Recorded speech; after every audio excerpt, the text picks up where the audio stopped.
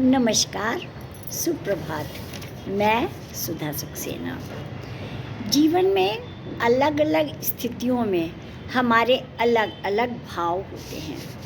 चाहे हम खुश हों या क्रोध में हों, या हम विह्वल हों, करुणा में हों, हर स्थिति में मतलब कि हर भाव में हमारी ऊर्जा का क्षरण होता ही है। लेकिन आवश्यक है कि हम अपनी उस ऊर्जा का सदुपयोग करें। आइए आज ऊर्जा का सदुपयोग पर ही हम सब कुछ चर्चा करते हैं। चाहे आप शोक में हो या उल्लास से ओतप्रोत हो, किसी भी स्थिति में आपकी ऊर्जा का क्षरण होता ही है। न केवल ऊर्जा का क्षरण होता है, अपितु समय का क्षरण और शरीर का ह्रास भी होता है।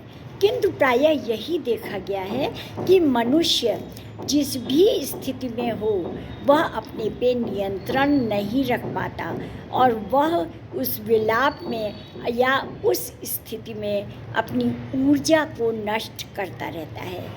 हमने बहुत ही परिश्रम से एक महल खड़ा किया था। भूकंप आया और वो एक क्षण में ही ध्वस्त हो गया। क्या नियति को आप नियंत्रित कर सकते हैं? नियति के चाबुक को रोक पाने में कौन सक्षम है?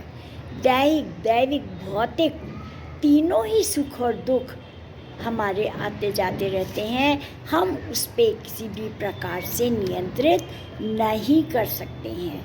हालांकि हम सब एक चीज़ को भली प्रकार से नियंत्रित कर सकते हैं और वह है शोक मनाने की अवधि। असफलता पर शोक मनाने की अवधि जितनी कम होगी उतनी ही भविष्य में हम अपने ऊर्जा के सदुपयोग में सफल होंगे और उससे भविष्य में सफल होने के दैव योग उतने ही अधिक होंगे। हम पृथ्वी का घूमना, सूर्य का उगना, अस्त होना, शीत, ग्रीष्म, वर्षा का आना जाना नियंत्रित नहीं कर सकते, परंतु उनके अनुसार अपना जागना, सोना, परिश्रम करना, अपनी ऊर्जा को संयोजित करने को नियंत्रित कर सकते हैं। जीवन भर अपनी ऊर्जा उन पर खर्च करना जिन पर कि हमारा नियंत्रण नहीं है, उससे अच्छा है कि हम अपनी ऊर्जा उस पर व्यय करें जिनका कि हम सृजन कर सकते हैं। महल के विध्वंस पर पीठ फेर कर सामने एक कुटिया का निर्माण कर लेना सदैव श्रेयस्कर है। जीवन का कुल स्वरूप कैसा रहेगा यह तो सदा रहस्य से ढका रहेगा।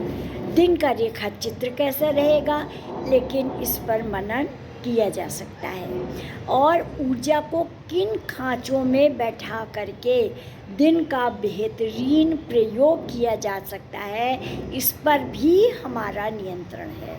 जिस भी दिन हम अपनी ऊर्जा का, क्षमता का सबसे अच्छा उपयोग कर लेते हैं, उस दिन वह दिन हमें भरपूर संतुष्टि दे जाता है, भले ही उसका फल अज्ञात हो। सफल व्यक्तियों ने सदैव शोक के बदले सृजन को वरीयता दी है और वही श्रेयस्कर भी है। जितने कम समय हम शोक मनाएं उतना ज़्यादा अच्छा है और अपनी क्षमताओं का और अन्य स्थलों पर जहाँ पर कि हम सृजन कर सकते हैं उपयोग करें, वह हमारे जीवन के लिए सदैव लाभकारी होगा।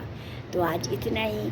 आप सब ने मेरे चैनल को लाइक और सब्सक्राइब किया है, उसके लिए आपका अतिशय धन्यवाद। यदि आपको मेरी चर्चा अच्छी लगती हो तो मेरे चैनल को अपने परिवार में और अपने साथियों में अवश्य शेयर करें। धन्यवाद। नमस्कार।